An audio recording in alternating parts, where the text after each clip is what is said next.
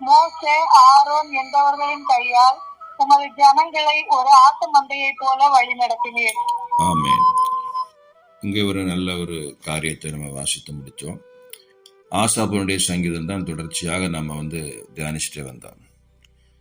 இங்கே கடைசியாக 20வது வசனத்துல ஆசாப் சொல்றாரு, மோசே ஆரோன் என்பவருடைய கையினால் உமது ஜனங்களை ஒரு ஆட்டு மந்தையை போல வழி நடத்தினீர் என்று சொல்கிற ஒரு வார்த்தை தான் சொல்றார்.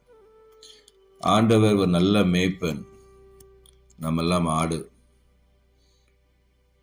கர்த்தர் நம்மை ஒரு ஆட்டுக்குட்டியை போல நம்மை ஒவ்வொரு நாளும் நல்ல புல்லுள்ள இடங்களில் மேய்த்து அமர்ந்த தண்ணீரண்டையிலே கூட்டி சேர்க்கிறார். நம்ம ஆத்துமாவை தேற்றுகிறார், நீதியின் பாதையில் நடத்துகிறார் என்று சொல்லி நாம் பார்க்கிறோம்.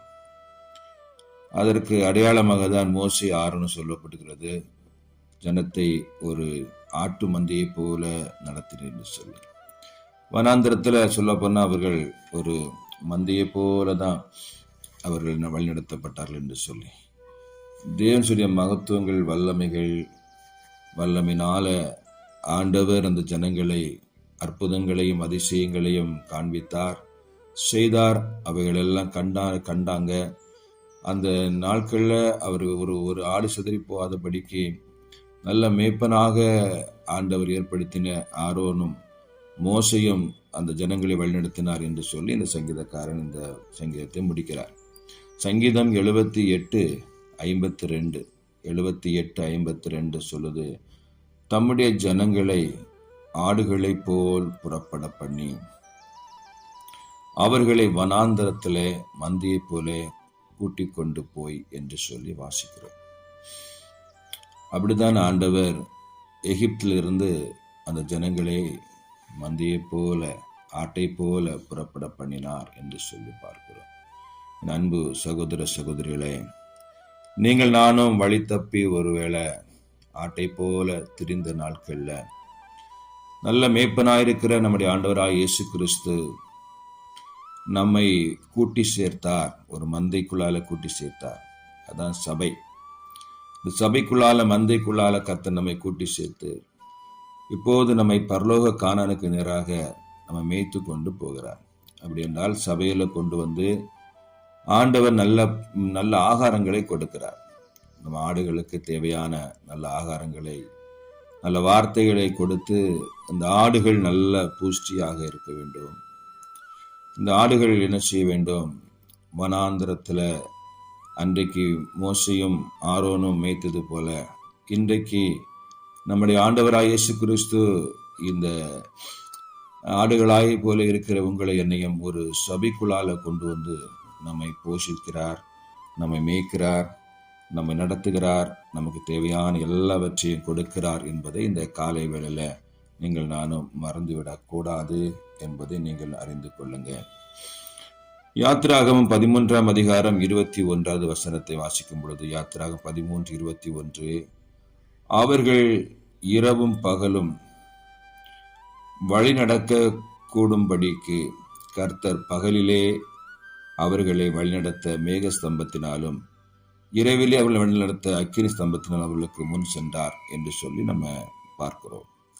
இந்த ஆடுகளைப் போல வனாந்திரத்துல மோசையும் ஆரோனும் ஜனங்களை வழிநடத்தி கொண்டிருக்கும் பொழுது கர்த்தர் எப்படி இருந்தார் என்று சொன்னால், மேக ஸ்தம்பமாய் இருந்தார், அக்கினி ஸ்தம்பமாய் இருந்தார். பகலிலே மேக ஸ்தம்பமாய் இருந்து குளிர்ச்சியாக இருந்தார், இரவிலே அக்கினி ஸ்தம்பமாய் இருந்து அப்பொழுதும் ஒரு பாதுகாப்பாக இருந்தார் என்பதுதான் நம்ம அறிந்து கொள்ள முடியும். அப்படி என்றால் நமக்கு வருகிற பிரச்சனைகள், போராட்டங்களில் எல்லாம் கர்த்தர் துணையாக இருந்தார்.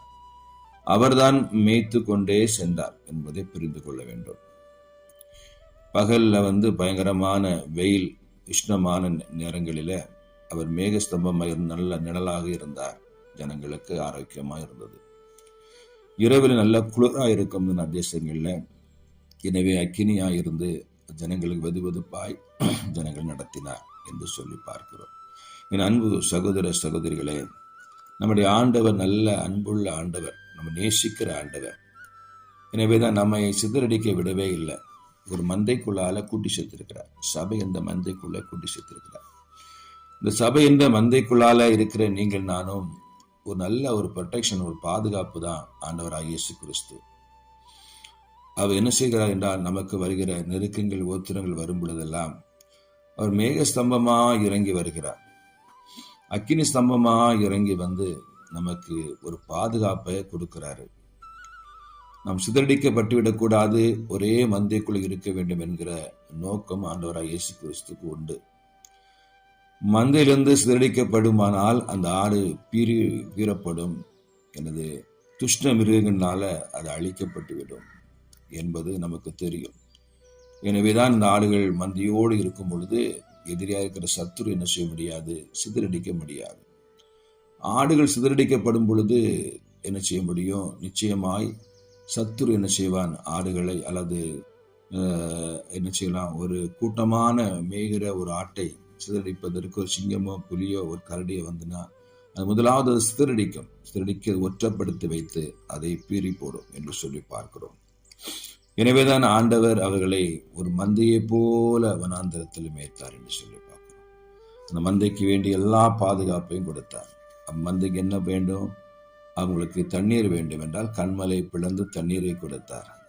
அந்த மந்தைக்கு என்ன வேணும், ஆகாரம் வேணும். ஆகாரம் வேண்டும் என்றால் பரலோகத்தின் பலகணிகளை திறக்கிறாரு, மன்னாவை பொழிகிறார், ஆகாரத்தை கொடுக்கிறார். அவங்களுடைய வஸ்திரங்கள் தேய்ந்து பாழாகி போகவில்லை, எதுவுமே இல்லை. எல்லாவற்றுக்கும் தேவையான எல்லா நேரங்களிலும் ஆண்டவர் அந்த மந்தைக்கு தேவையான எல்லாவற்றையும் கொடுக்கிறது போல இன்றைக்கும் உங்களுக்கு எனக்கும், ஆடுகளாக இருக்கிற உங்களுக்கு எனக்கும் தேவையான எல்லாவற்றையும் ஆண்டவர் தேவையான நேரத்தில் தந்து நினைச்சுக்கிறாரு, நடத்துகிறார். பாருங்க, இங்கே யாத்திராகமம் 14ஆம் அதிகாரம் 19வது வசனம். யாத்திராகமம் 14:19. அப்பொழுது இஸ்ரவேலின் சேனைக்கு முன்பாக நடந்த தேவதூதனானவர் விலகி அவர்களுக்கு பின்னாக நடந்தார். அவர்களுக்கு முன் இருந்த மேகஸ்தம் விலங்கி அவர்கள் பின்னாக நின்றது. பார்த்தீங்களா, முன்னும் பின்னும் தூணாக இறங்கி வந்து பாதுகாக்கிறார். அடுத்த சேனை அல்லது சத்துரு வந்து மோதிவிடக்கூடாது என்பதற்காக முன்னால் நடந்த அந்த சேனையானது தேவதூதனானவர் விலகி அவர் பின்னால போறாங்க. அந்த மந்தைக்கு பின்னால அவர்களுக்கு முன்னாக இருந்த மேகஸ்தம் விலங்கி அவர்களுக்கு பின்னாக நின்றது என்று சொல்லி, மேகம் போல சூழ்ந்து, அப்படி அக்கினி போல சூழ்ந்து ஆண்டவர் நினைச்சுகிறார், முன்னும் பின்னும் நம்மை பாதுகாக்கிறார். எதிரியான சத்துருவானவன் நம்மை தாக்கிவிடக் கூடாது என்பதில் அநேக கரிசனை உள்ள மேய்ப்பனை போல கர்த்தர் வனாந்தரத்துல ஜனங்களை மேய்த்தார் என்று சொல்லி பார்க்கிறோம். சங்கீதம் 80:1 வாசிக்கும் பொழுது, சங்கீதம் 80:1 வாசிக்கும் பொழுது, இஸ்ரவேலின் மேய்ப்பரே, யோசேப்பை ஆட்டு மந்தையை போல நடத்துகிறவரே, செவிகொடும் கேருபீன்கள் மத்தியிலே வாசமாய் இருக்கிறவரே, பிரகாசியும் என்று சொல்லி பாருங்க. யோசேப்பை ஆட்டு மந்தையை போல என்று சொல்லி பார்க்கிறோம். என் அன்பான சகோதர சகோதரிகளே, அவர் உங்களை என்னையும் ஆட்டு மந்தையை போல நடத்துகிறார். ஆட்டு மந்தையை போல் நடத்துகிறார். ஏனென்றால் ஒரு மேய்ப்பனுடைய நல்ல இருதயம் ஆண்டவராகிய இயேசு கிறிஸ்துக்கு இருக்கிறது. ஒரு ஆட்டுக்கு என்ன தேவைப்படுதோ அது மேய்ப்பனுக்கு நன்றாக தெரியும். எந்த நேரத்தில் அதை என்ன செய்ய மடக்கி அதை தொழுவத்திலே கொண்டு வர வேண்டும், எந்த நேரத்தில் அதற்கு தண்ணீர் கொடுக்க வேண்டும், எந்த நேரத்தில் புல்களை கொடுக்க வேண்டும் என்பது அந்த மேய்ப்பன் நன்றாக அறிந்திருப்பார். அந்த நேரத்தில் தருவார். எனவே ஆடு கலங்க வேண்டிய அவசியம் இல்லை, நீங்கள் நானும் கலங்க வேண்டிய அவசியம் இல்லை. ஆண்டவர் நம்ம என்ன செய்வார், தேவையான நேரத்தில் தருவார். இன்றைக்கும் +2 எக்ஸாம் முடிந்து ரிசல்ட் வருது, எப்படி வருது தெரியல, எங்கே கிடைக்குமோ தெரியல, எப்படி என்ன படிக்க வைக்கப்படும் தெரியல, அப்படிலாம் கடந்து நம்ம என்ன செய்கிறோம், புலம்பிக்கிட்டே இருக்கிறோம். நிறைய பேருக்கு கவலை, ஐயோ ஐயோ என்ன சொல்கிறீங்க. ஆண்டவருக்கு தெரியும் நம்ம எந்த இடத்துல எப்படி நம்மளை நடத்த வேண்டும், எப்படி கொண்டு போக வேண்டும் என்பதை ஆண்டு நினைவு கூர்ந்திருக்கிறார். நிச்சயமாக நிறைவேற்றி தருவார் என்பதை நீங்கள் நானும் மறந்துவிடக்கூடாது. ஏசாயா புஸ்தகம் 63வது அதிகாரம் 11-12 வசனத்தை வாசிக்கும் பொழுது, ஆகிலும் அவர் பூர்வ நாட்களையும் மோசையும் தம்முடைய ஜனத்தையும் நினைவு கூர்ந்தார். ஆனாலும் அவர்களை தமது மந்தையின் மேய்ப்பனையும் சமுத்திரத்திலிருந்து ஏறப்பண்ணின இப்பொழுதும் எங்கே? அவர்கள் நடுவே தம்முடைய பரிசுத்த ஆவியே இருக்க கட்டளையிட்டு மோசையின் வலது கையை கொண்டு அவர்களை தமது மகிமையின் புயத்தினாலே நடத்தி தமக்கு நித்திய கீர்த்தியை உண்டாக்க அவர்களுக்கு முன்பாக தண்ணீரை பிளந்து என்று சொல்லி பார்க்கிறோம். என் அன்பான சகோதர சகோதரிகளே, அவர் பூர்வ நாட்களையும் மோசையும் தம்முடைய ஜனத்தையும் நினைவு கூர்ந்தார் என்று சொல்லி பார்க்கிறோம். அன்றைக்கு மோசையும் தன் ஜனத்தையும் நினைவு கூர்ந்த அதே ஆண்டவர் மோசையும் ஆரோனை என்பவர்களால் நம்முடைய ஜனத்தை ஆட்டு மந்தையை போல் நடத்தின அதே ஆண்டவர் இன்றைக்கும் அவர் நம்மை நினைவு கூர்ந்திருக்கிறார் என்பதை தான் நீங்கள் அறிந்து கொள்ள வேண்டும்.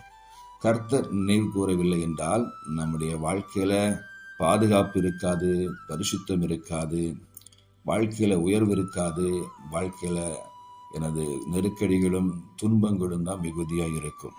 ஆண்டவர் நமக்கு நெருக்கப்படும் பொழுதெல்லாம், நம் வேதனைப்படும் பொழுதெல்லாம் ஆறுதலாக இருக்கிறார். நமக்கு வரும் எல்லா இக்கட்டுகளிலும் நாம் கண்ணீர் வடிக்கும் போதெல்லாம் கர்த்தர் கலங்குகிறார். மகள் ஏன் கண்ணீர் வடிக்கிறாள், என் மகன் ஏன் அழுகிறான், எதற்கு என்ன ஆகிவிட்டது என்று சொல்லி அவனை பிடித்து தன் புயத்தினாலே எடுத்து தோள் மேலே சுமப்பார். ஏனென்றால் அந்த ஆடு காயப்பட்டிருந்த ஆடுகளை மேய்ப்பன் என்ன செய்வான், தோள் மேலே போட்டுருவார். அப்போ அந்த ஆடு ஜாலியாக இருக்கும். ஆமாம், ஆண்டுடைய தோள் மேலே இருக்க ஆடு ரொம்ப சந்தோஷமாக இருக்கும். ஏனென்றால் அது காயப்பட்ட ஆடு, அது காயம் கட்ட வேண்டும், ஆறுதல் படுத்த வேண்டும். அப்படிதான் சில நேரங்களில் நாம் மனதறிவு அளவில் காயப்படும் பொழுது நம்முடைய மேய்ப்பனாக இருக்கிற நம்முடைய ஆண்டவர் இயேசு கிறிஸ்து ஒரு ஆறுதலான வார்த்தைகளை தந்து அவர் தோள் மேலே வைத்து விடுவார். அப்போது நம்ம தேற்றப்படும் பொழுது பின்பு அது நம்மை கீழே விடுவார். அப்படிதான் ஒரு மேய்ப்பன் செய்வார் என்பதை நாம் அறிந்திருக்கிறோம். ஓசியா தீர்க்கதரிசன புஸ்தகத்தில் ஓசியா 12:13 கர்த்தர் ஒரு தீர்க்கதரிசியை கொண்டு இஸ்ரவேலை எகிப்திலிருந்து புறப்பட பண்ணினார், தீர்க்கதரிசியினால் காக்கப்பட்டான் என்று சொல்லி பார்க்கிறோம். அன்பு சகோதர சகோதரிகளே, கர்த்தர் அப்படியே ஒரு தீர்க்கதரிசியை கர்த்தர் அனுப்பியிருந்தார், மோசே அனுப்பியிருந்தார். அவனால அந்த ஜனங்களை எகிப்திலிருந்து கர்த்தர் கொண்டு வந்தார். இன்றைக்கும் ஆண்டவர் ஒரு தீர்க்கதரிசியை இந்த உலகத்தில் கட்டளையிட்டிருக்கிறார், அல்லது ஒரு மேய்ப்பனை கட்டளையிட்டிருக்கிறார், ஒரு ஊழியரை கட்டளையிட்டிருக்கிறார். உங்களை எகிப்திலிருந்து கொண்டு வந்து அந்த சபை அந்த மந்தைக்குள்ளால இணைத்து உங்களுக்கு வேண்டிய நல்ல ஆகாரங்களை, நல்ல போஷணங்களை, நல்ல வார்த்தைகளை, நல்ல ஆரோக்கியமான உபதேசங்களை உங்களுக்கு கொடுத்து நீங்கள் ஆரோக்கியம் அடைந்து பலன் அடைந்து கடந்த நாட்கள் நம்ம செய்தியை கேட்டோம். உபதேசம் நம்மளை என்ன செய்கிறது, நம்மளை பரிசுத்தப்படுத்துகிறது. உபதேசம் நம்மை ஆரோக்கியப்படுத்துகிறது. உபதேசம் நம்ம பலப்படுத்துகிறது, நிதானப்படுத்துகிறது. உபதேசம் அப்படியே சொல்லி நடக்க சில காரியங்களை பார்த்தோம். இதுதான் நம்ம ஆடுகளுக்கு மேய்ப்பன் செய்கிற காரியம். இந்த ஆடுகள் பூஸ்தியாகவும் நல்ல பலத்தோடு கூட ஸ்திரத்தோடு கூட வளரணும். வளர்ந்து என்ன செய்யணும், அது கானானுக்குள்ளால போகணும் என்பதற்கு தான் ஆண்டவர் அன்றைக்கு மோசை ஆரோனை ஏற்படுத்தினது போல இன்றைக்கும் அநேக பரிசுத்தவான்களை, மேய்ப்பர்களை, சபையில கண்காணிகளை ஆண்டவர் எழுப்பி வைத்திருக்கிறார் என்பதை அறிந்து கொண்டு நாம் நல்ல மேய்ப்பனுக்களை ஆடுகளைப் போல உங்களை நடத்துகிற அந்த மேய்ப்பனுக்களை ஆடுகளைப் போல இருப்பீங்கன்னா நல்ல பூஷ்டியாய், நல்ல செழிப்பாய், நல்ல மகிழ்ச்சியாய் நாம் போக வேண்டிய இடத்துல கரெக்டாக கொண்டு போய் ஆண்டவன் சேர்ப்பார் என்பதை இந்த காலை வேளை புரிந்து கொண்டு நல்ல இந்த காரியத்தை ஏற்றுக்கொள்வோம். ஆண்டவரே என்ன நடத்துங்க, நான் ஒரு ஆடு, நீங்க மேய்ப்பன் ஆண்டவரே, நீங்க நடத்துங்கன்னு சொல்லி அர்ப்பணிப்போம். கர்த்தர் நம்மை ஆசீர்வதிப்பார். நம்ம